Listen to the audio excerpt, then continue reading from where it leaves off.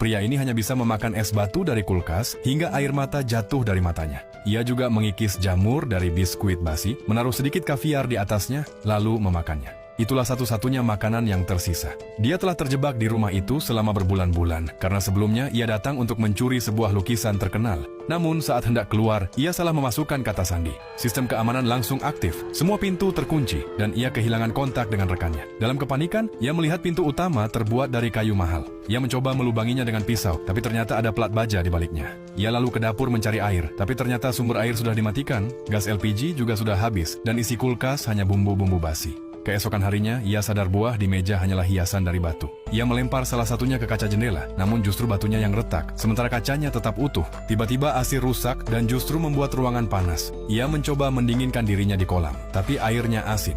Bahkan akuarium pun berisi air laut. Ia kemudian merobek halaman buku, membakarnya dengan kaca pembesar, lalu mengarahkan asapnya ke detektor api. Seperti yang ia harapkan, sistem pemadam menyemprotkan air hujan buatan di dalam rumah. Ia bisa minum, tetapi hal itu membuat semua elektronik di rumah itu rusak. Masih berusaha kabur, ia menyusun furnitur untuk membuat tangga darurat. Ia memecahkan vas mewah dan memakai pecahannya untuk melindungi matanya. Perlahan, ia memanjat dan mencoba membuka sisi atap, tapi ternyata terkunci dengan sekrup yang dicor semen. Ia membuat alat dari kayu dan mulai membuka sekrup satu persatu. Saat lapar, ia menangkap ikan Nemo dari akuarium untuk dimakan. Setelah semua papan digunakan, ia berhasil melepas sekrup terakhir. Sebelum pergi, ia menulis sebuah pesan di dinding, lalu memanjat tangga buatannya dan akhirnya keluar dari neraka itu. Pria ini hanya bisa memakan es batu dari kulkas hingga air mata jatuh dari matanya. Ia juga mengikis jamur dari biskuit basi, menaruh sedikit kaviar di atasnya, lalu memakannya. Itulah satu-satunya makanan yang tersisa. Dia telah terjebak di rumah itu selama berbulan-bulan, karena sebelumnya ia datang untuk mencuri sebuah lukisan terkenal.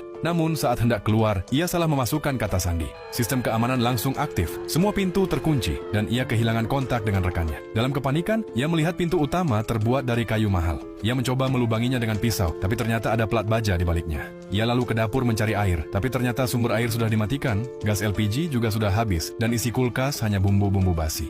Keesokan harinya, ia sadar buah di meja hanyalah hiasan dari batu. Ia melempar salah satunya ke kaca jendela, namun justru batunya yang retak, sementara kacanya tetap utuh. Tiba-tiba AC rusak dan justru membuat ruangan panas. Ia mencoba mendinginkan dirinya di kolam, tapi airnya asin. Bahkan akuarium pun berisi air laut. Ia kemudian merobek halaman buku, membakarnya dengan kaca pembesar, lalu mengarahkan asapnya ke detektor api. Seperti yang ia harapkan, sistem pemadam menyemprotkan air hujan buatan di dalam rumah. Ia bisa minum, tetapi hal itu membuat semua elektronik di rumah itu rusak. Masih berusaha kabur, ia menyusun furnitur untuk membuat tangga darurat. Ia memecahkan vas mewah dan memakai pecahannya untuk melindungi matanya. Perlahan, ia memanjat dan mencoba membuka sisi atap, tapi ternyata terkunci dengan sekrup yang dicor semen.